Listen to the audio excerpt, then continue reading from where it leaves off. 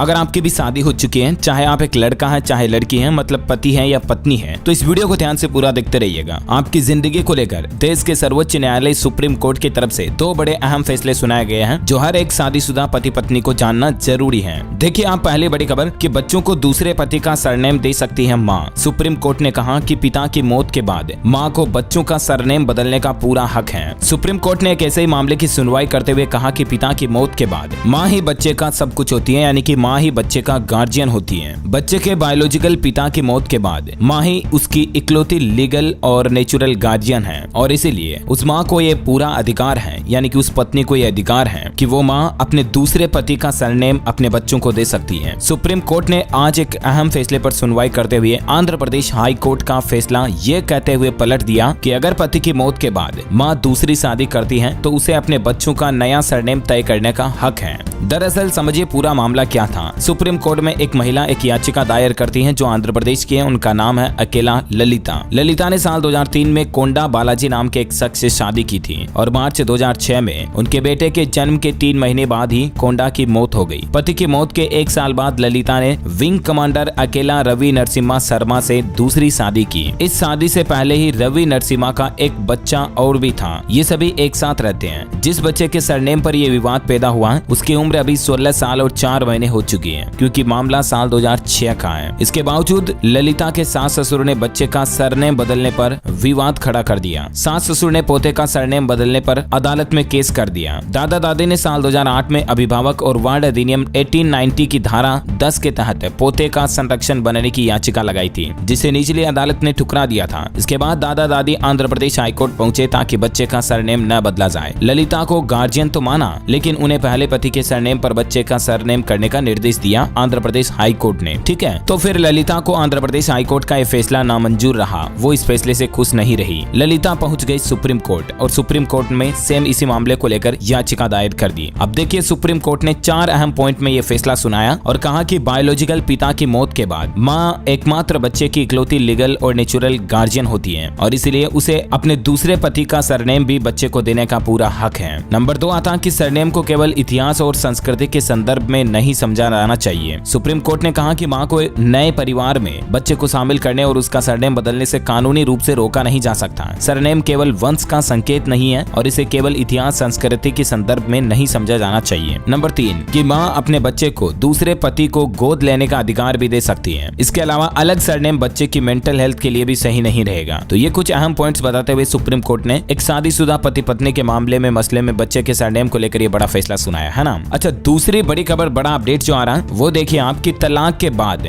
गोद लिए बच्चे का क्या होता है। प्रॉपर्टी पर और पैसे पर उसका कानूनी हक है, लेकिन मेंटल टॉर्चर बना सकता है क्रिमिनल। अब आखिर ये क्या मामला है, तो आपको बता दूं देश में बेटियों को गोद लेने वाले लोग अभी बढ़ रहे हैं। सेंट्रल एडॉप्शन रिसोर्स अथॉरिटी ने अपनी वेबसाइट पर एक नया डेटा अपलोड किया है और उसके मुताबिक अप्रैल 2021 और मार्च 2022 के बीच देश में लगभग 3000 बच्चों को गोद लिया गया, जिसमें से 1700 के समथिंग लड़कियां हैं। भारत के लिए ये एक अच्छी खबर है कि लोगों की लड़कियों के प्रति सोच बदल रही है, लेकिन अब कुछ ऐसे मामले भी देखने को मिले हैं जिसमें कपल्स ने बच्चा गोद लिया और बाद में उनका तलाक हो गया। ऐसे में जब रिश्ते टूटते हैं तो बहुत कुछ बदल जाता है, खासकर बच्चे का भविष्य सबसे ज्यादा खतरे में होता है। मतलब कि एक पति पत्नी अगर किसी बच्चे या बच्ची को एडॉप्ट करते हैं और अगर उन दोनों ही पति पत्नी के बीच में ही नहीं बनी, उन्हीं का अगर तलाक हो जाए तो ऐसे में बच्चे के भविष्य का क्या होगा। इसी मसले को लेकर ये इंपॉर्टेंट अपडेट आपको जरूर जानना चाहिए। तो सबसे पहले तो यहाँ पर यही बात ध्यान में रखनी चाहिए कि तलाक की स्थिति में पेरेंट्स को बहुत समझदारी से काम लेने की जरूरत है। सबसे पहले तो कभी भी बच्चे को इस बात का एहसास नहीं होने दें कि वह गोद लिया हुआ है। अगर बच्चा 10-12 साल का है तो उसे बता दें कि वह एडॉप्ट किया हुआ है, क्योंकि अगर उसे बाहर से पता चलेगा तो उसकी मानसिक स्थिति पर भी बुरा असर पड़ेगा। और ऐसे मामलों में कोर्ट भी कभी भी कस्टडी का फैसला लेती है तो बच्चे की उम्र देख कर ही लेती है। अगर कपल बच्चे की जिम्मेदारी लेने को तैयार नहीं होते हैं तो कोर्ट उन्हें तलाक भी नहीं देता है। वहीं गोद लिया हुआ बच्चा वापस अनाथ आश्रम को भी नहीं लौटाया जा सकता है। कानून की नजर में गोद लिया हुआ बच्चा लीगल संतान ही माना जाता है। उसका अपने माता पिता की प्रॉपर्टी और पैसे पर पूरा हक होता है। अगर किसी पेरेंट्स की जॉइंट प्रॉपर्टी हो या उनकी जितनी भी सेविंग है उसका हिस्सा बच्चे को ही मिलेगा। घरौंदा संस्था के संस्थापक ओमकार के मुताबिक सरकारी नियमों के अनुसार गोद लिए हुए बच्चे को एडॉप्ट होने के बाद हम 2 साल तक बच्चे की स्थिति का मॉनिटर करते हैं, उसके हालातों पर नजर रखते हैं। कई बार ऐसे भी मामले आते हैं कि गोद लेने के बाद कोई दंपति बच्चे को मारते पीटते हैं या उसे स्कूल नहीं भेजते हैं, तो ऐसे बच्चे को गोद देने वाली संस्था वापस ले लेती है। साथ ही कई बार ऐसे भी केस देखे गए हैं कि गोद लेने वाले बच्चे के साथ दुष्कर्म वगैरह की घटनाएं भी सामने आती हैं, है, तो इसीलिए वही संस्था बच्चे को उन कपल्स को गोद देती है जिनमें बच्चे और कपल्स के बीच उम्र में लगभग 25 साल का अंतर हो।